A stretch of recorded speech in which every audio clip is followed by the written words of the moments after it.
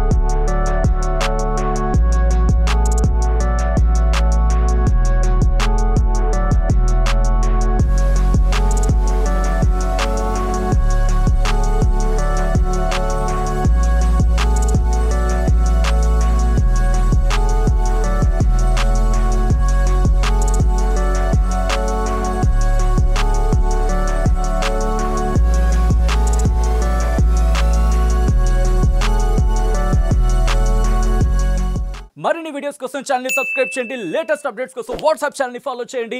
And link description లో ఉంది.